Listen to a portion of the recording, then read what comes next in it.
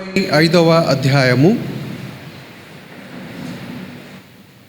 మత్తయి సువార్త 25వ అధ్యాయము 14వ వచనం నుండి 30వ వచనం వరకు మార్చి చదువుకుందాం. ఎవరైనా వాక్యంలో చదవటానికి సహాయపడేవాళ్ళు మైక్ దగ్గర పెట్టుకోండి. మత్తయి సువార్త 25వ అధ్యాయము 14వ వచనం నుండి 30వ వచనం వరకు మార్చి చదువుకుందాం. ఎవరైనా చదవగలరా? మార్చి చదువుకుందాం. పరలోక రాజ్యము ఒక మనుష్యుడు దేశాంతరమునకు ప్రయాణమై తన దాసులను పిలిచి తన ఆస్తిని వారికి అప్పగించినట్లుండును. అతడు ఒకనికి 5 తలాంతులను, ఒకనికి 2, ఒకనికి 1 ఎవని సామర్థ్యం చొప్పున వానికి ఇచ్చి వెంటనే దేశాంతరము పోయిను.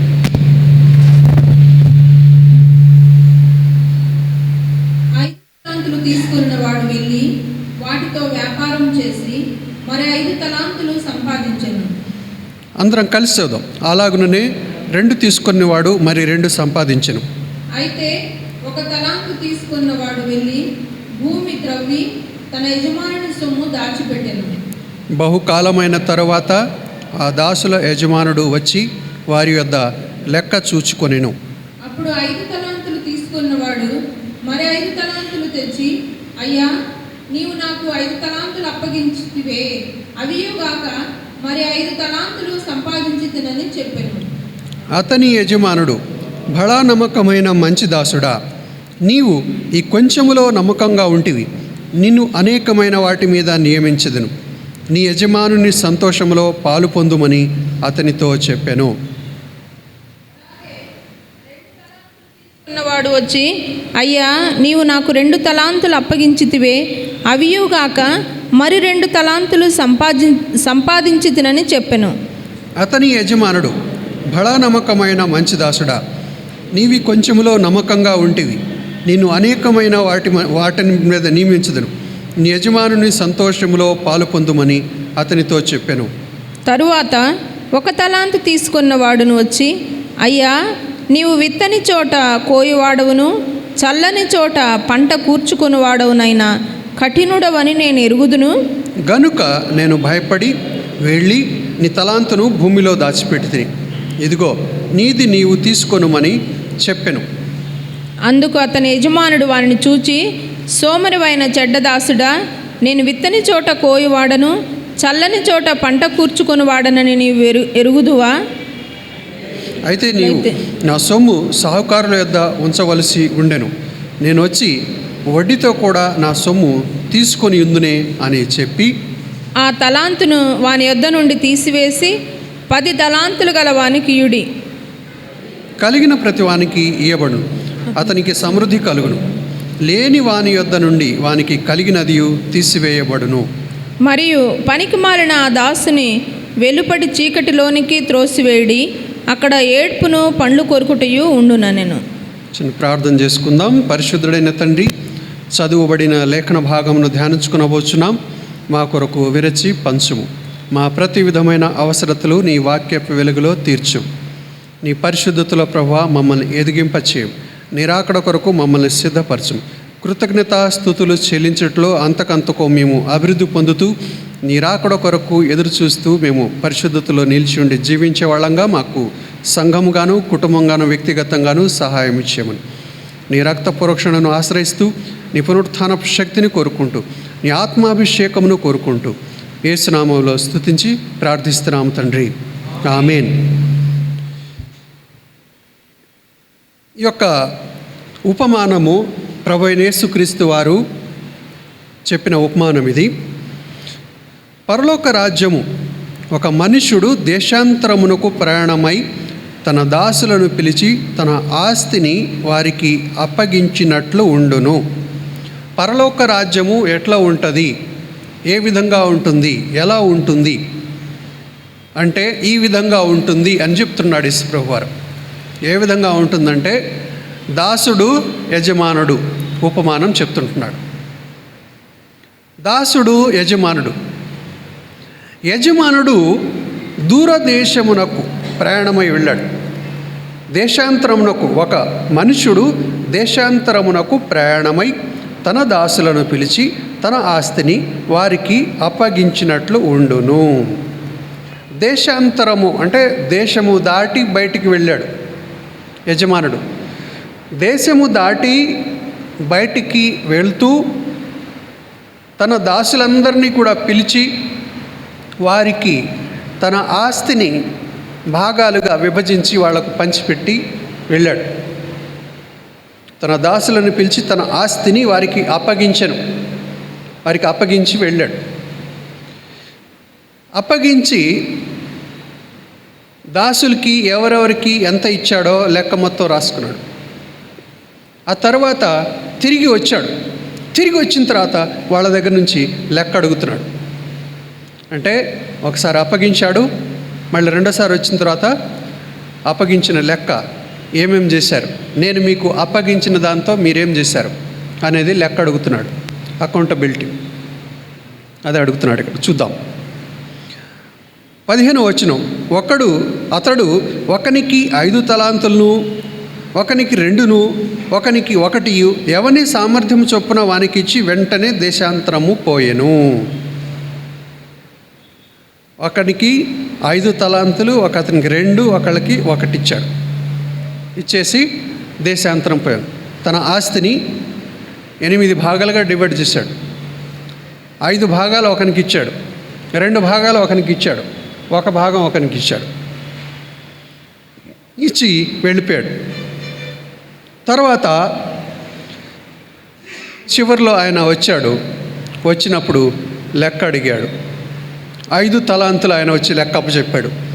2 తలాంతులు ఆయన వచ్చి లెక్క అప్పచెప్పాడు. 1 తలాంతు ఆయన వచ్చి లెక్క అప్పచెప్పాడు. ఎవరి లెక్క వాళ్ళు అప్పచెప్పారు. ఏమేం చేశారు, దాంతో ఇచ్చిన ఆ యొక్క ఆస్తితో ఏమేం చేశారనేది ఇప్పుడు చూద్దాం.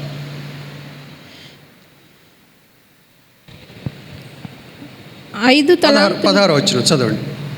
5 తలాంతులు తీసుకున్నవాడు వెళ్ళి వాటితో వ్యాపారం చేసి మరి 5 తలాంతులు సంపాదించాను. చాలు 5 తలాంతులు అతను ఆ 5 తలాంతులతో వ్యాపారం చేసి మరి 5 తలాంతులు సంపాదించాడు, రెట్టింపు చేశాడు. ఆ తర్వాత అలాగున్నే 2 తీసుకున్నవాడు మరి 2 సంపాదించును. అయితే 1 తలాంతు తీసుకున్నవాడు వెళ్ళి భూమి త్రవ్వి తన యజమానుని సొమ్ము దాచిపెట్టెను. చాలు. ఇక్కడ ఎవరెవరు ఏమేమి చేశారో గమనించండి. 5 తలాంతులు తీసుకున్నవాడు కష్టపడి ఆ 5కు ఇంకా 5 సంపాదించాడు. 2 తలాంతులు పొందినవాడు 2కు ఇంకా 2 సంపాదించాడు. 1 తలాంతు పొందినవాడు దాన్ని భద్రంగా భూమి లోపల తీసుకెళ్ళి తవ్వి దాచిపెట్టాడు శుభ్రంగా. అంటే ఎవరెవరి స్వభావము ఏ విధంగా ఉన్నదో ఇక్కడ కనిపిస్తుంది. బహుశా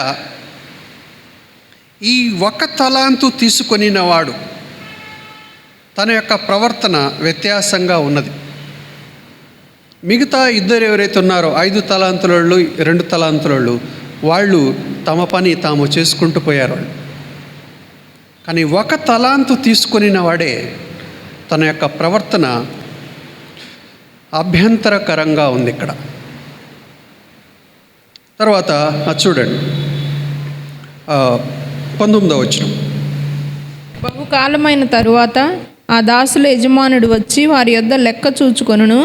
అప్పుడు 5 తలాంతులు తీసుకున్నవాడు మరి 5 తలాంతులు తెచ్చి, అయ్యా, నీవు నాకు 5 తలాంతులు అప్పగించితివే, అవియుగాక మరి 5 తలాంతులు సంపాదించితినని చెప్పెను.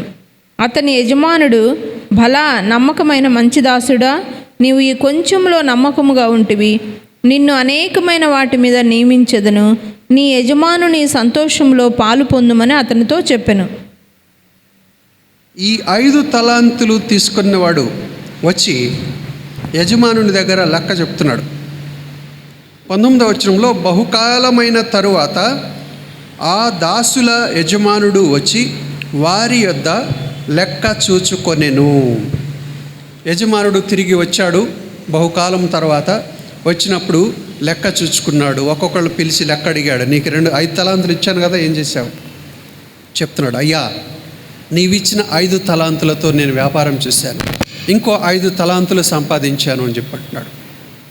అప్పుడు యజమానుడు ఆ వ్యక్తిని చూసి, ఆ దాసుడిని చూసి ఏమంటున్నాడు, బడా నమ్మకమైన మంచి దాసుడా, నమ్మకంగా పనిచేశావు, మంచి దాసుడవు నీవు. ఇంకా ఏమంటున్నాడు, నమ్మకమైన మంచి దాసుడా, నీవు ఈ కొంచెములో నమ్మకంగా ఉంటివి, నిన్ను అనేకమైన వాటి మీద నియమించెదను. కొంచెంలో నమ్మకంగా ఉన్నాను. ఏ కొంచెం? 5 తలాంతులు. నీకు ఇచ్చిన ఈ 5 తలాంతులు ఇది కొంచెమే. ఈ కొంచెంలోనే నీవు నమ్మకంగా ఉంటివి, నిన్ను అనేకమైన వాటి మీద నియమించెదను. ఏంటది? నీ యజమానుని సంతోషంలో పాలు పొందుము. కింద ఫుట్ నోట్లో ఏమని రాడు, నీ యజమానుని సంతోషంలో ప్రవేశించుము. యజమానుని సంతోషంలో అంటే యజమానుడు ఏవైతే కలిగి ఉన్నాడో ఆ యజమానుడు కలిగి ఉన్న వాటిలో నీవు కూడా ఆనందించు. యజమానుని సంతోషంలో పాలు పొందు. ఏకంగా ఎంత గొప్ప విషయమో చూడండి. అలాగే 22వ వచనం చదవండి. అతని యజమానుడు, బలా నమ్మకమైన మంచి దాసుడా, 22వ అలాగే 2 తలాంతులు తీసుకున్నవాడు వచ్చి, అయ్యా నీవు నాకు 2 తలాంతులను అప్పగించితివే, అవియుగాక మరి 2 తలాంతులు సంపాదించితినని చెప్పెను. అతని యజమానుడు, బలా నమ్మకమైన మంచి దాసుడా, నీవు కొంచెంలో నమ్మకముగా ఉంటివి, నిన్ను అనేకమైన వాటి మీద నియమించెదను, నీ యజమానుని సంతోషములో పాలు పొందుమని అతనితో చెప్పెను. చాలు. ఇక్కడ 2వ దాసుడు వచ్చి 2 తలాంతులు పొందినవాడు కూడా, ఏంటి నీ లెక్క, నీకు 2 తలాంతులు ఇచ్చినాను కదా, ఏం చేసావు దాంతో? అయ్యా నీవు ఇచ్చిన 2 తలాంతులతో నేను వ్యాపారం చేసి ఇంకా 2 తలాంతులు సంపాదించి తిని ఇగో అని చెప్పి లెక్క అప్పగిచ్చాడు. అప్పుడు యజమానుడు అతనితో చెప్పిన మాట, బడా నమ్మకమైన మంచి దాసుడా, నీవు ఈ కొంచెములో నమ్మకంగా ఉంటివి, నిన్ను అనేకమైన వాటి మీద నియమించదును, నీ యజమానుని సంతోషంలో పాలు పొందుము. డిఫరెన్స్ గమనించినారా? మొదటి దాసుడు 5 తలాంతులు పొందినవాడు కష్టపడి ఇంకా 5 సంపాదించి లెక్క చెప్పాడు. 5కు 5 సంపాదించానయ్యా అయ్యా అని చెప్పి లెక్క అప్పగిచ్చాడు. 2వ దాసుడు 2 తలాంతులు పొందినవాడు, అయ్యా నీవు నాకు 2 తలాంతులు ఇచ్చావు, 2టితో వ్యాపారం చేసి ఇంకో 2 సంపాదించాను అని చెప్పి అప్పగించాడు. ఇద్దరు వాళ్ళ యొక్క ఇది చూడండి, వాళ్ళు సంబోధించే తీరు, అయ్యా. అప్పుడు వాళ్ళిద్దరి విషయంలో యజమానుడు చెప్పిన మాట ఏంటంటే, బడా నమ్మకమైన మంచి దాసుడా, ఈ కొంచెములో నీవు నమ్మకముగా ఉంటివి, నిన్ను అనేకమైన వాటి మీద నియమించుదును, నీ యజమానుని సంతోషంలో పాలు పొందుము. ఇద్దరి విషయంలో ఒకే మాట, ఒకే రిజల్ట్. 5 తలాంతులు పొందినవాడు 5కు ఇంకా 5 సంపాదించాడు, 10 అయినాయి. 2 తలాంతులు పొందినవాడు 2కు 2 సంపాదించాడు, 4 అయినాయి. వాళ్ళిద్దరి యొక్క రిజల్ట్ ఏంటి? ఫైనల్గా ఒకటే రిజల్ట్. బడా నమ్మకమైన మంచి దాసుడా, ఈ కొంచెములో నమ్మకముగా ఉంటివి, నిన్ను అనేకమైన వాటి మీద నియమించుదును, నీ యజమానుని సంతోషములో పాలు పొందుము. 5 తలాంతులు పొందిన వానితో ఇదే మాట అన్నాడు, 2 తలాంతులు పొందిన వానితో కూడా దేవుడు యజమానుడు ఇదే మాట వాడాడు. ఇద్దరికీ ఒకటే మాట వాడాడు. అనగా తలాంతులు ఎక్కువ పొందావా తక్కువ పొందావా అనే దాంట్లో అక్కడ ఏం లేదు అసలు. అక్కడ నువ్వు 5కు 5 సంపాదించి 10 చేసినావు కదా, కాబట్టి నిన్ను ఆ యొక్క నా రాజ్యంలో పెద్ద పోస్టులో నేను ఉంచిన. నువ్వు 2కు 2 సంపాదించినావు కదా, కాబట్టి 4 చేసినావు, కాబట్టి నీకు ఈ పోస్ట్ చిన్న పోస్ట్ ఇస్తున్నా చేయాల.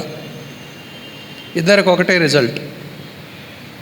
బడా నమ్మకమైన మంచి దాసుడా, నీవు నమ్మకంగా పనిచేశావు, నీవు నమ్మకంగా పనిచేశావు. నిన్ను కూడా అనేకమైన వాటి మీద నియమించదును, నిన్ను కూడా అనేకమైన వాటి మీద నియమించదును.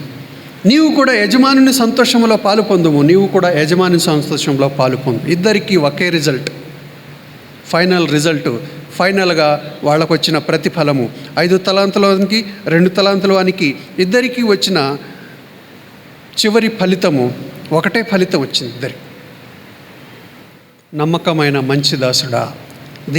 ఈ యొక్క యజమానుడు వాళ్ళిద్దరికీ ఇచ్చిన ప్రశంస, బహళా నమ్మకమైన మంచి దాసుడా, మీరిద్దరూ నమ్మకంగా ఉన్నారు, మంచి దాసులుగా పనిచేశారు, యజమానునికి నమ్మకంగా పనిచేశారు మీరు అని అంటున్నాడు.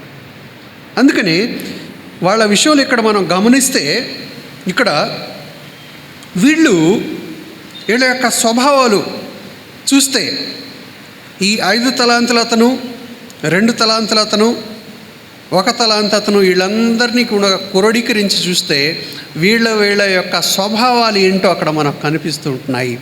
ఈ ఇద్దరు వ్యక్తులు 5 తలాంతులు 2 తలాంతుల వాళ్ళు కష్టపడి పనిచేసేవాళ్ళుగా ఉంటున్నారు.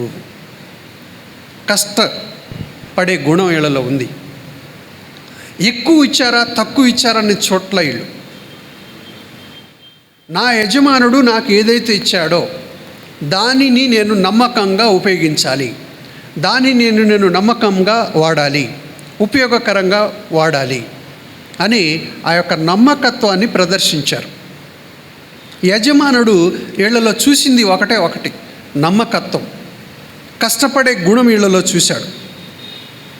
అందుకే ఈ యొక్క 25 అధ్యాయంలో మనము 20వ వచనములోను 22వ వచనములోను ఈ 2 విషయాలు ఇక్కడ మనం గమనిస్తే, వీళ్ళు అప్పగించిన తీరు, తిరిగి తమ యజమానునికి తమను తాము సంపాదించింది తీసుకొచ్చి వీళ్ళు అప్పగిస్తున్న తీరు చూస్తే ఒక లెక్క అప్పగించే స్వభావం వీళ్ళలో ఉంది, జాగ్రత్తగా జీవించే స్వభావం వీళ్ళలో ఉంది. వీళ్ళు ఒక బాధ్యత కలిగిన వాళ్ళుగా జీవించారు, బాధ్యత కలిగిన వాళ్ళుగా ప్రవర్తించారు వీళ్ళు. అందుకే యజమానుడు వీళ్ళలో చూసిన గుణం ఏంటంటే, కష్టపడే తత్వం ఉంది, బాధ్యతగా పనిచేసే గుణం వీళ్ళలో ఉంది, నమ్మకత్వం అనేది వీళ్ళలో ఉంది. దానికి తోడు కృతజ్ఞత కలిగి ఉన్నారు వీళ్ళు. ఏంటది? ఏమని సంబోధిస్తున్నారు చూడండి. అయ్యా అయ్యా, నీవు నాకు 5 తలాంతులను అప్పగించితివే. ఆ తర్వాత 22వ వచనములో, అలాగే 2 తలాంతులు తీసుకున్నవాడు వచ్చి, అయ్యా నీవు నాకు 2 తలాంతులు అప్పగించితివే. అయ్యా, ఇక్కడ కృతజ్ఞత కలిగిన స్వభావము వీళ్ళలో చూస్తున్నాం. 1 కష్టపడే తత్వము, 2 నమ్మకత్వము, తర్వాత కృతజ్ఞత కలిగిన స్వభావం వీళ్ళలో ఉంది. మంచి గుణము, బాధ్యత కలిగి పనిచేసిన వాళ్ళుగా వీళ్ళని మనం చూస్తున్నాం. బాధ్యతను గుర్తెరిగి పనిచేసిన వాళ్ళుగా చూస్తున్నాం వీళ్ళలో. ఈ 4 స్వభావాలు వీళ్ళలో కనిపిస్తున్నాయి. బాధ్యత, నమ్మకత్వము, కష్టపడే తత్వము, కృతజ్ఞత, ఇవన్నీ ఉన్నాయి వీళ్ళలో. ఈ 5 తలాంతులు పొందిన వాళ్ళను, 2 తలాంతులు పొందిన వాళ్ళను, ఈ ఇద్దరిలో యజమానుడు ఇవే 4 గుణాలని చూశాడు. అందుకే వీళ్ళల్లో గుణం ఏదైతే ఉందో ఒకటే గుణం ఉంది. ఆ ఒకటే గుణమును బట్టి వీళ్లకు యజమానుడు ఇచ్చిన ప్రతిఫలం ఏంటంటే ఒకటే ప్రతిఫలం ఇచ్చాడు ఇద్దరికి. బహళా నమ్మకమైన మంచి దాసుడా, ప్రశంస. నీ యజమానుని సంతోషంలో పాలు పొందుము. ఈ కొంచెంలో నమ్మకంగా ఉంటివి, నిన్ను అనేకమైన వాటి మీద నియమించుదును. నీ యజమానుని సంతోషంలో పాలు పొందుము. వాళ్ళకిద్దరికి ఇచ్చిన ప్రతిఫలము ఒకటే ప్రతిఫలం ఇచ్చాడు వాళ్ళకి. కాబట్టి దేవుడు మనుషులలో ఆయన ఏమి కావాలి అని ఆశిస్తూ ఉన్నాడో దాన్ని మనం ఇక్కడ చూడొచ్చు. పరలోక రాజ్యము అనేది ఏ విధంగా ఉంటుందో యేసు ప్రభువారు ఈ ఉపమానము ద్వారా తెలియపరుస్తూ ఉంటున్నాడు. ఆ తర్వాత 3వ వ్యక్తిని గమనిస్తే, 3వ వ్యక్తి ఏం చేశాడు? 19వ వచనములో 18వ వచనములో 18వ వచనం చూడండి. అయితే 1 తలాంతు తీసుకున్నవాడు వెళ్ళి భూమి త్రవ్వి తన యజమానుని సొమ్ము దాచిపెట్టెను. చాలు. 1 తలాంతు తీసుకున్నవాడు వెళ్ళి భూమి త్రవ్వి తన యజమానుని సొమ్ము దాచిపెట్టెను. ఇతని స్వభావం చూస్తే చాలా డిఫరెంట్గా ఉంది. ఇచ్చిన దాన్ని భద్రంగా భూమి తవ్వి తీసుకెళ్ళి దాంట్లో దాచిపెట్టాడు. ఒకలాంటి వ్యతిరేక భావన కలిగి ఉంటున్నాడు ఇతను తన యజమానుని విషయంలో. తన యొక్క స్వభావము యజమానుని విషయంలో తన యొక్క సంబంధము సరి అయినదిగా లేదు. ఒకలాంటి వ్యతిరేక భావన లోపల హృదయంలో అభివృద్ధి చేసుకొని ఉన్నాడు ఇతను, పెట్టుకొని ఉన్నాడు హృదయంలో. ఇందును బట్టి బహుశా ఇతను యజమానుని మీద కోపం పెట్టుకుని ఉండొచ్చు. ఏమనంటే, వాళ్ళు మిగతా వాళ్ళతో చూస్తే నాకేం తక్కువ, ఆయనకేం 5 ఇచ్చాడు, ఈయనకేం 2 ఇచ్చాడు, నాకు 1 ఇస్తాడా అని పోలిక ఒకటి పెట్టుకున్నాడు. అది తనలో యజమానుని పట్ల ఒక వ్యతిరేక భావనను పెంపొందించుకుంటూ వచ్చింది. తద్వారా యజమానుడు చాలా దినముల తర్వాత వచ్చి లెక్క అడుగుతున్నప్పుడు తన యొక్క ప్రవర్తన లెక్క అప్పగించే తీరు ఏ విధంగా ఉందో చూడండి. ఇక్కడ ఏమంటున్నాడో చూడండి. 24 వచనం. తరువాత 1 తలాంతు తీసుకున్న వాడును వచ్చి, అయ్యా, నీవు విత్తని చోట కోయువాడవును, చల్లని చోట పంట కూర్చుకున్నవాడవునైనా కఠినుడవని నేను ఎరుగుదును. కనుక నేను భయపడి వెళ్ళి నీ తలాంతును భూమిలో దాచిపెట్టి తిని, ఇదిగో నీది నీవు తీసుకొనుమని చెప్పెను. ఇతను కూడా చూడు ఏమంటున్నాడు, అయ్యా. ఏమని అంటే, ఇక్కడ ఇతను వాడుతున్న అయ్యా ఏ విధంగా ఉందంటే, అయ్యా ఇగో, అయ్యా ఇచ్చినోగా నీది నువ్వు తీసుకో. వెటకారంగా ప్రవర్తిస్తున్నాం చూడండి, ఆ విధంగా అనమాట. నీది నువ్వు తీసుకోలే, అయ్యా ఇగో తీసుకో, నాకే వద్దులే, నీది నువ్వే తీసుకో, ఆ టైప్లో అయ్యా. వీళ్ళు అయ్యా అనే పదం వీళ్ళు పైన వాడారే. నీవు నాకు 5 తలాంతులను అప్పగించితివే, అవియుగాక మరి 5 తలాంతులు సంపాదించితిని. వాళ్ళ యొక్క భావ వ్యక్తీకరణ వేరు, ఈ వ్యక్తి యొక్క భావ వ్యక్తీకరణ వేరు. ఇక్కడ ఇతను వాడుతున్న అయ్యా వెటకారంగా వాడుతుంటాడు. నువ్వు నాకు 1 ఇచ్చినావు కదా అయ్యా, ఇగో తీసుకో, నీది నువ్వే తీసుకో, వద్దులే నాకే వద్దులే, నువ్వే తీసుకో. చాలాసార్లు మనం వాడతాం కదా కోపంతో, ఆ టైప్లో. ఇక్కడ ఉపయోగించిన పదము అతను ఒక వ్యతిరేక భావనతో వాడిన పదం ఇది. ఏమంటున్నాడు, నీవు విత్తని చోట కోయువాడవును, చల్లని చోట పంట కూర్చుకునివాడవు. చల్లని చోట పంట కూర్చుకునివాడు. ఏమనుకుంటున్నారు దీన్ని మీరు? చల్లని చోట పంట కూర్చడం అంటే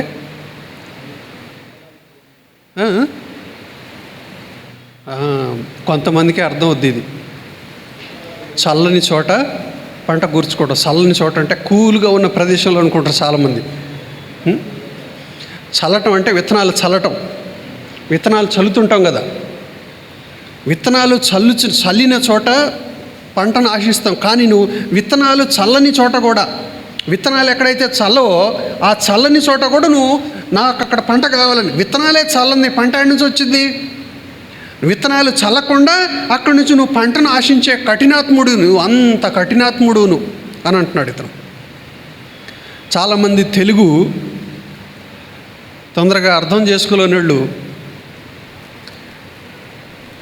వేరే రకంగా వెళ్ళిపోతారు. కూల్ ప్లేస్లో, చల్లని చోట అంటే చల్లగా ఉండే ప్రదేశంలో అని అనుకుంటారు అక్కడ. అందుకే కాంటెక్స్ట్ గమనించాలి. ఒక ఆయన అంట ఇట్లానే నరుడు ఏకాకి అని ఒక చోట ఒక పదం చదివిండంట. నరుడు ఏకాకి. ఆ నరుడు పోయింది, ఏకాకి పట్టుకున్నాడు. ఆయన మెసేజ్ సారాంశం నరుడు అనేది లేదు, ఏకాకి. ఆ ఏకాకి మీద వర్తమానం చెప్పిండంట ఆయన.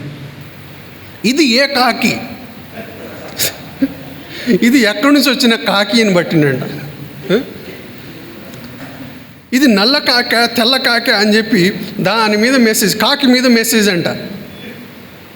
పాపం ఆయనకు అది అర్థం కాల.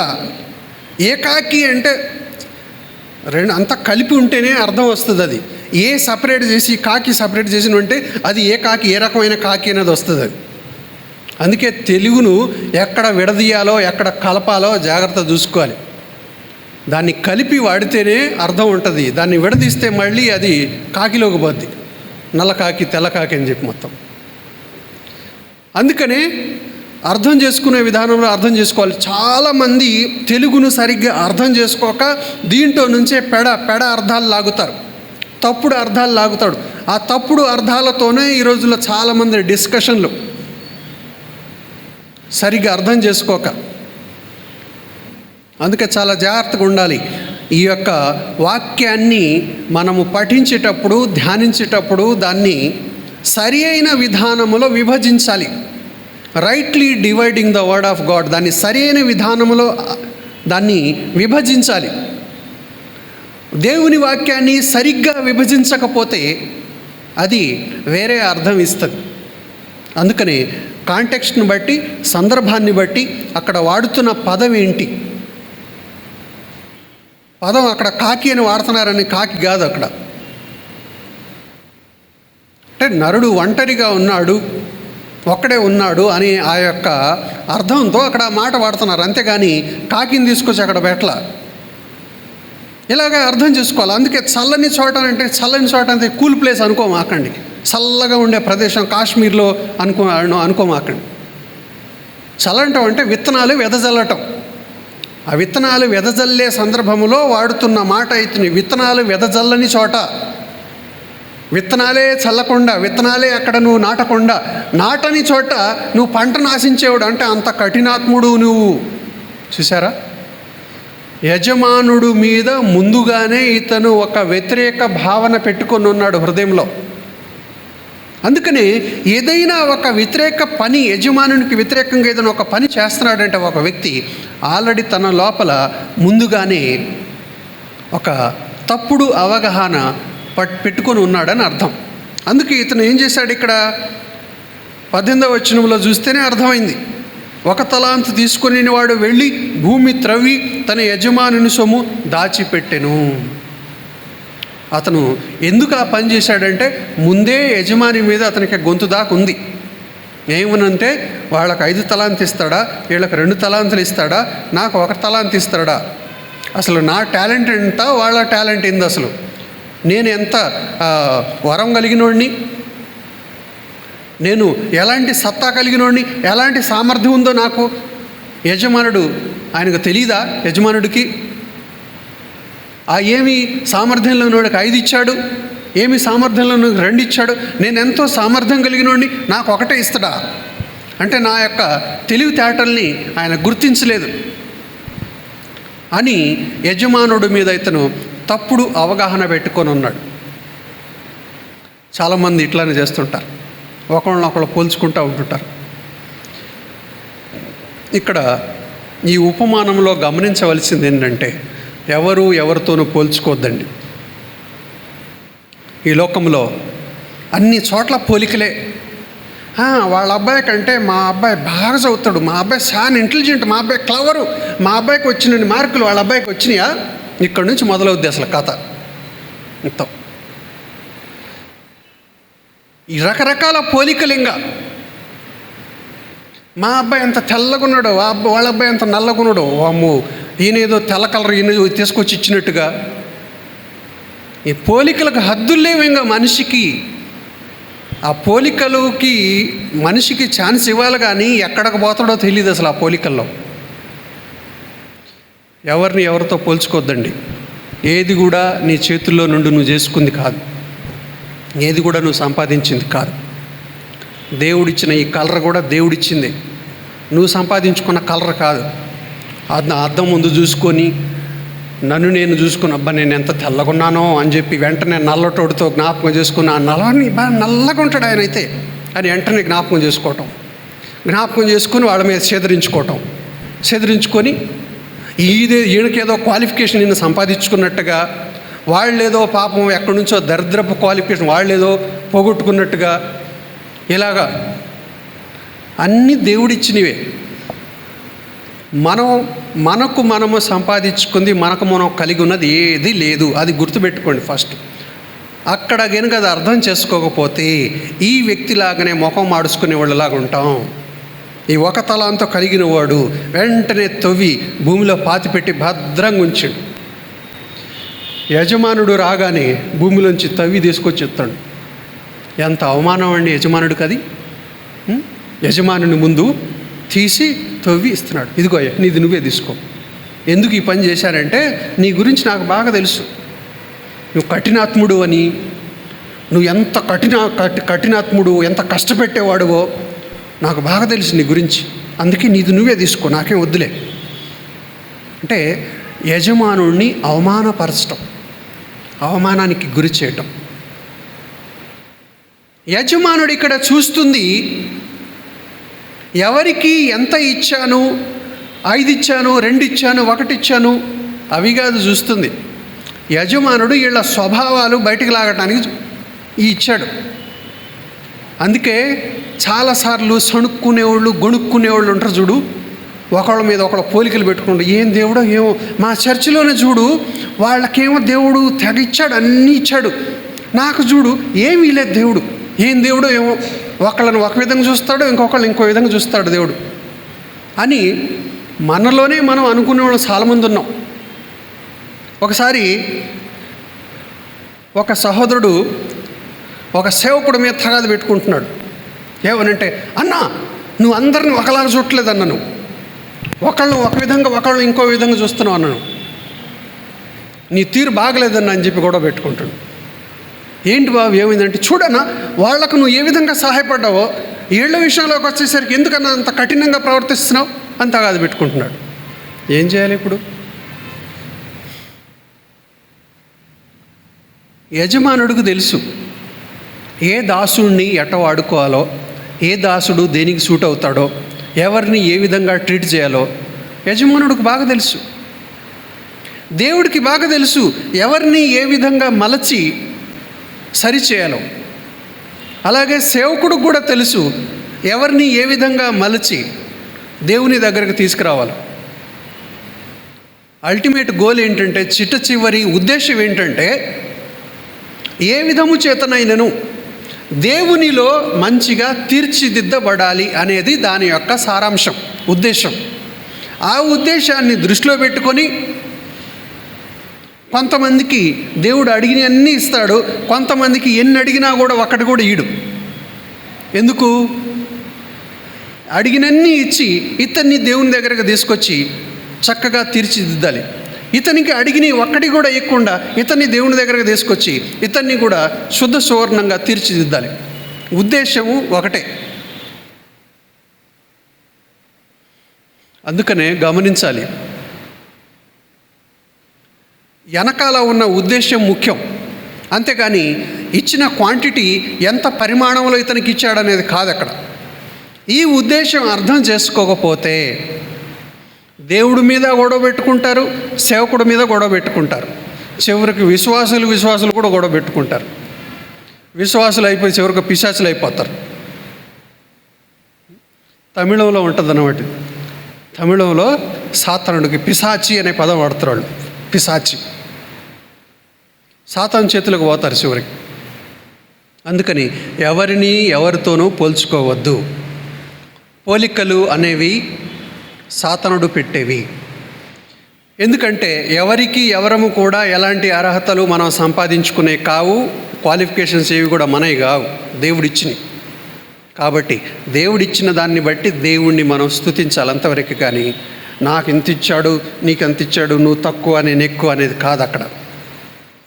అయితే ఈ దాసుడు ఈ విషయంలో ఇక్కడ ఇతను యజమానుడి మీదనే నింద మోపుతున్నాడు. ఏమని అంటున్నాడంటే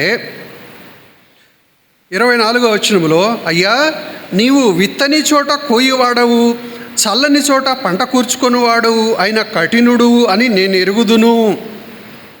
బాబా ఎంత భయంకరమైన నింద మోపుతున్నాడండి. ఎవరన్నా విత్తనాలే నాటకుండా అక్కడ నుండి నువ్వు పంట ఎందుకు తీయలేదు అక్కడ నుండి అని ఎవరన్నా అంటారా? అన్నారే అనుకో, అప్పుడు ఆయనను కిందికి పైకి చూస్తాం, ఇదేంటి అసలు విత్తనాలే వేయలేదు, విత్తనాలు వేయని చోట నుండి ఆ పంట ఎందుకు రాలేదని అడుగుతున్నాడు ఏంటి నన్ను అని చెప్పి వింతకు చూడవా?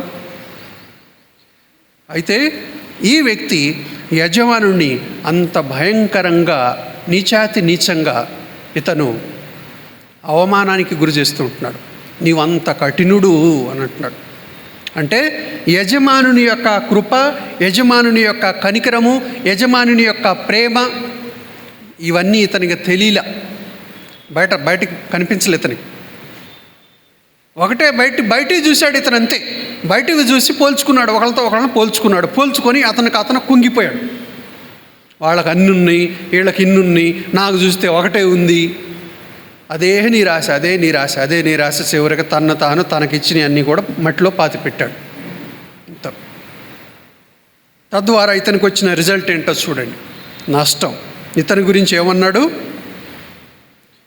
26వ వచనం చూడండి.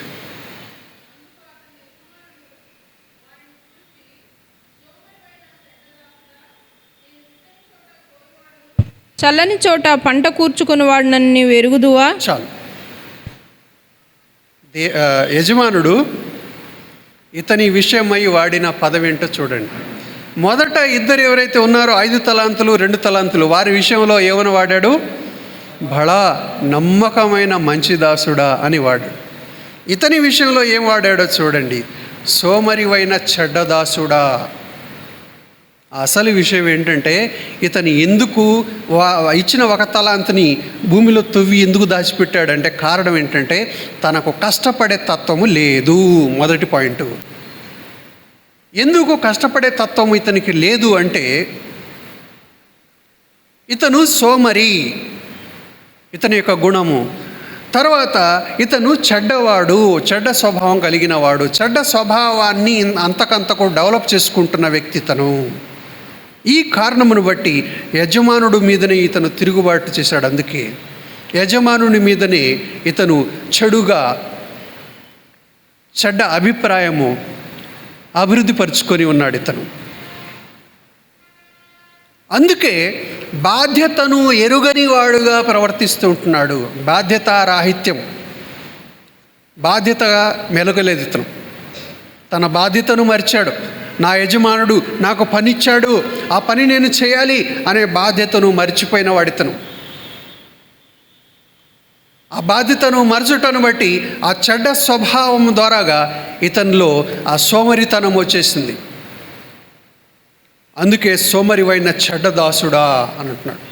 ఎందుకు ఇతను నువ్వు విత్తని చోట కోయివాడవు, చల్లని చోట పంట కూర్చుకొని వాడవు అనే కఠినుడని నేను ఎరుగుదునని ఎందుకు అంటున్నాడంటే, ఇప్పుడు తనను తాను ఈ యొక్క దాసుడు తన యొక్క స్వభావాన్ని ఒప్పుకోవటానికి ఇతనికి ఇష్టం లేదు.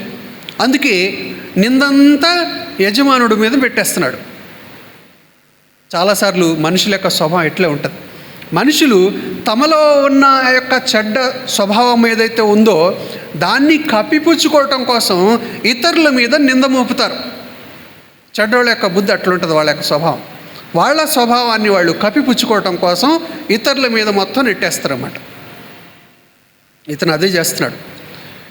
తన స్వభావము, తన యొక్క చెడ్డ స్వభావము, సోమరి స్వభావాన్ని, బాధ్యతారాహిత్యాన్ని బట్టి యజమానుడి మీద మొత్తం నెట్టేస్తున్నాడు. నువ్వు కఠినుడువు, నువ్వు విత్తనాలు నాటని చోట, విత్తనాలు చల్లని చోట పంట కూర్చుకోవాలని పంట ఆశించేవాడవు, నువ్వు అంత కఠినుడు నీవు అని నింద మోపుతూ వచ్చాడు. ఇతనికి వచ్చిన ప్రతిఫలం ఏంటో చూడండి. 29వ వచనం చదవండి. ఆ తలాంతును వాని యొద్ద నుండి తీసివేసి 10 తలాంతులు గల వానికి ఇయుడి, కలిగిన ప్రతి వానికి ఇయ్యబడును, అతనికి సమృద్ధి కలుగును. లేని వాని యొద్ద నుండి వానికి కలిగినదియు తీసివేయబడును. మరియు పనికిమాలిన ఆ దాసుని వెలుపటి చీకటిలోనికి త్రోసివేయుడి, అక్కడ ఏడ్పును పండ్లు కొరుకుటయు ఉండుననెను. వెలుపటి చీకటిలోనికి త్రోసివేయుడి, అక్కడ ఏడుపును పండ్లు కొరుకుటయు ఉండును. ఎప్పుడన్నా చూసారా? తెలిసిన ఎగ్జామ్లో తెలిసిన ఆన్సర్లే, తెలిసిన క్వశ్చన్లే, దానికి ఆన్సర్ బాగా తెలుసు, కానీ అది రాయం. బయటకు వచ్చిన తర్వాత మన మీద మనమే పళ్ళు కొరుకుతూ ఉంటున్నాం, మన మీద మనమే ఏళ్ళు ఇదిలించుకుంటా, అబ్బబ్బబ్బబ్బ తెలిసిందే ఈజీగా రాయలేకపోయాను అని చెప్పి ఏళ్ళు కొట్టుకుంటూ ఉంటుంటారు. వాళ్ళ మీద వాళ్ళకే ఎక్కడ లేని కసి, ఎక్కడ లేని మంట, వాళ్ళని వాళ్ళే తిట్టుకుంటూ ఉంటుంటారు. మర్చిపోలేరు. బాబా 20 మార్కులది ఒక్క ఆన్సర్ రాసినట్టు 20 మార్కులు వచ్చాయి. అని చెప్పి వాళ్ళని నిందించుకుంటూ ఏమేమో అనుకుంటూ ఉంటుంటారు. ఇతని పని కూడా అదే. ఇతన్ని వెలుపటి చీకట్లో నీకు త్రోసివేయడి, అప్పుడు తెలుస్తుంది ఏడుపును పండ్లు కొరుకుటై ఉండును. వెలుపటి చీకట్లోనికి దూసేస్తే అంటే యజమానుని యొక్క సంతోషములో పాలు పొందకుండా ఇతనికి బయటికి నెట్టేయండి. అప్పుడేం కనిపించింది? ఇతనికి బయట నుంచి చూస్తుంటాడు యజమానుని యొక్క సంతోషం. యజమానుని యొక్క సంతోషములో ఈ 5 తలాంతులోళ్ళు 2 తలాంతులోళ్ళు ఇద్దరు కూడా చక్కగా పాలు పొంది యజమానునితో కూడా కలిసి ఆ యొక్క పరలోక రాజ్యంలో సంతోషిస్తూ ఉంటే, ఈ వెలుపటి రాజ్యంలో వెలుపటి చీకటిలోనికి ఉన్నవాడు వీడు చూస్తూ ఉంటుంటాడు. చూసి పళ్ళు కొరుకుతూ ఉంటాడు. దేని మీద?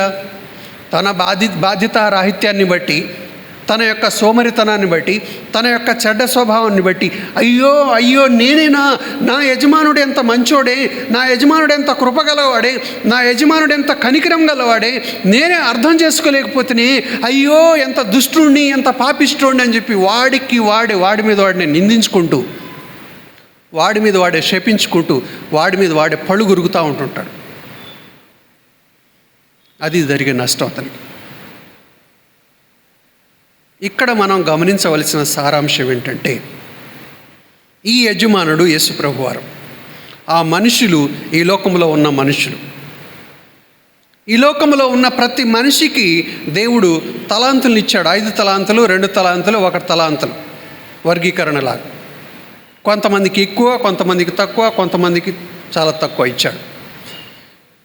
ఈ ఎక్కువ కలిగిన వాడు కింద తక్కువ ఉన్నవాడితో పోల్చుకోవద్దు, కింద తక్కువ ఉన్నవాడు ఎక్కువవాడితో పోల్చుకోవద్దు. ఎవరి పరిధిలో వాళ్ళు. దేవుడు అందరికీ అన్ని విధాలుగా కావలసినవి అన్నీ అనుగ్రహించాడు. దాన్ని దృష్టిలో పెట్టుకొని ఎవరికి వాళ్ళు బాధ్యతగా మెలిగి తమ బాధ్యతను గుర్తెరిగి, దేవుడు ఈ మనిషి యొక్క పరిధిలో తనకి ఏ పని అయితే ఇచ్చాడో ఆ పనిని నమ్మకముగా బాధ్యతగా చేస్తే, 5 తలాంతుల వానికి ఏమి ప్రతిఫలం వచ్చిందో, 2 తలాంతుల వానికి ఏమి ప్రతిఫలం వచ్చిందో, ఈ 1 తలాంతు వానికి కూడా అదే ప్రతిఫలం వస్తుంది. కాబట్టి ఇక్కడ దేవుడు ఆశిస్తూ ఉంది, లోకంలో ఉన్న మనుషులందరికీ దేవుడు అన్ని న్యాచురల్ రిసోర్సెస్,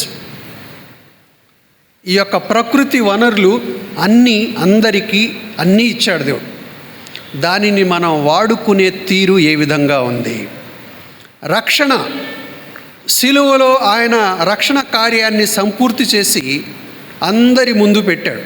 ఇన్విటేషన్ కూడా అందరికీ ఇచ్చాడు. సువార్త పత్రిక ద్వారా, దేవుని వాక్యం ద్వారా అందరికీ ఆహ్వానం ఇచ్చాడు.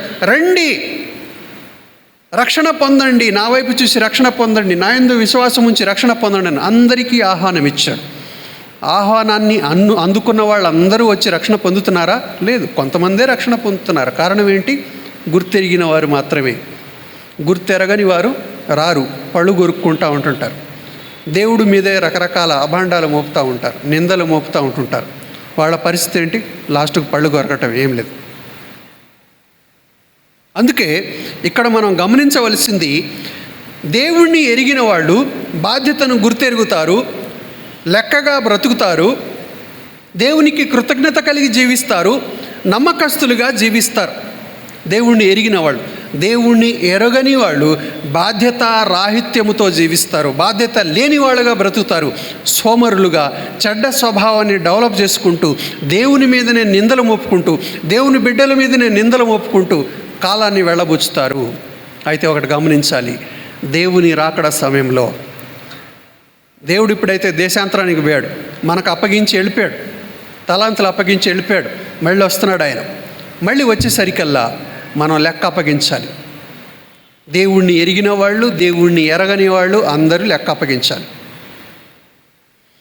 దేవుడు మనకు రక్షణ ఇచ్చాడు, నమ్మకంగా జీవిస్తున్నామా లేదా? కృతజ్ఞత కలిగి జీవిస్తున్నామా లేదా? బాధ్యతగా జీవిస్తున్నామా లేదా? కష్టపడి ఆయన కోసం మనము నిందలు అవమానాలన్నింటినీ ఓర్చుకుంటూ భరించుకుంటూ జీవిస్తున్నామా లేదా? దానికి మనకు ప్రతిఫలం ఉంటుంది. బడా నమ్మకమైన మంచి దాసుడా అని అంటాడు ఆ రోజు. యజమానుని సంతోషంలో పాలు పొందుము అంటాడు మనతో. దీంట్లో ఎక్కువ తక్కువ ఏం చూడ్డు దేవుడు. ఎక్కువ విశ్వాసి తక్కువ విశ్వాసి అనేవేం చూడ్డు. మన నమ్మకత్వాన్ని చూస్తాడు. మనం ఎంత ధనికులమా, ఎంత పేదోళమా, మనము కాస్ట్లీ బట్టలు ధరించున్నామా, రూపాయల బట్టలు ధరించున్నామా చూడ్డు దేవుడు. ఎలాంటి తిండి తింటున్నాము అవి చూడ్డు. మనలో ఉన్న నమ్మకత్వాన్ని చూస్తాడు, మనలో ఉన్న బాధ్యత కలిగిన గుణాన్ని చూస్తాడు, కష్టపడే తత్వాన్ని చూస్తాడు. ఆయనకు నమ్మకస్తులంగా మనం ఆయనకు సాక్షిగా బ్రతుకుతున్నామా లేదా చూస్తాడు. దానికి ప్రతిఫలం ఇస్తాడు దేవుడు ఆ రోజు మనకి.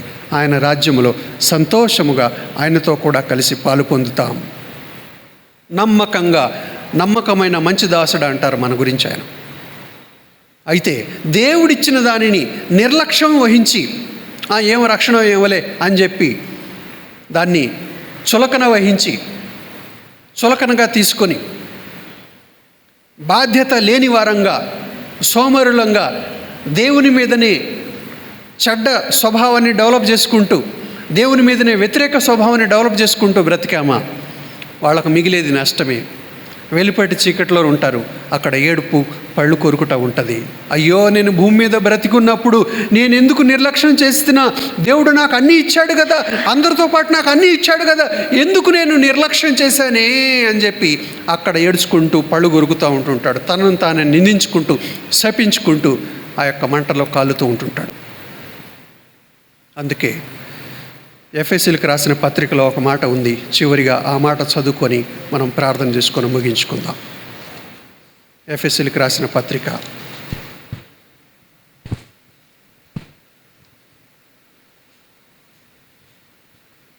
5వ అధ్యాయము. ఎఫెసీలకు రాసిన పత్రిక 5వ అధ్యాయము.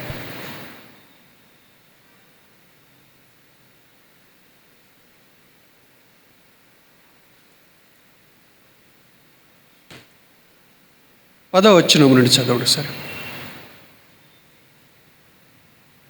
కనుక ప్రభువుకి ఏది ప్రీతికరమైనదో దానిని పరీక్షించుచు వెలుగు సంబంధుల వలె నడుచుకొనుడి.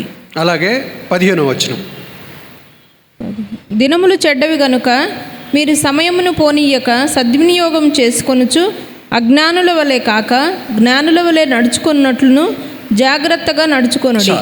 జ్ఞానుల వలె నడుచుకున్నట్లును జాగ్రత్తగా చూచుకొనుడి. జ్ఞానుల వలె నడుచుకోవటం, సమయమును పోనీయక సద్వినియోగము చేసుకొనొచ్చు. ప్రభువుకు ఏది ప్రీతికరమైనదో దాన్ని పరీక్షించు వెలుగు సంబంధుల వలె నడుచుకొనుడి. జ్ఞానుల వలె, వెలుగు సంబంధుల వలె నడుచుకొనుడి. ప్రభు ఆ విధంగా నడుచుకున్నటకు మనకు సహాయము చేయనుగాక. ప్రార్థన చేసుకుందాం. పరిశుద్ధుడైన తండ్రి, నీ వాక్యపు వెలుగులో మమ్మల్ని దర్శించారు, వందనాలు. మేము వెలుగు సంబంధులుగా, జ్ఞానులంగా మేము నీ వాక్యపు వెలుగులో నడుచుకోవటానికి, మీ రాకడ సమయంలో మా జీవితములను చూచి, మమ్మల్ని చూచి, బడా నమ్మకమైన మంచి దాసుడా అని మా గురించి మీరు సంతోషించే రీతిలో మా జీవితాలు ఉండునట్లుగా మమ్మల్ని బలపరచండి. ఆ విధంగా మాకు సహాయం చేయమని, నీ పునరుత్థానపు శక్తిని మేము ఆశ్రయిస్తూ, నీ రక్త ప్రభావమును కోరుకుంటూ, నీ ఆత్మ అభిషేకముతో ఈ లోకంలో ప్రతి సమస్యను మేము జయిస్తూ, నీ కొరకు ధైర్యంగా మేము బ్రతకటానికి, నీ కొరకు ప్రభావం మేము జయవీరులంగా జీవించటానికి మాకు సహాయం చేయమని, మా జీవితాల ద్వారా మీరే మహిమ పొందమని యేసు నామములో స్తుతించి ప్రార్థిస్తున్నాము తండ్రి. ఆమేన్, ఆమేన్.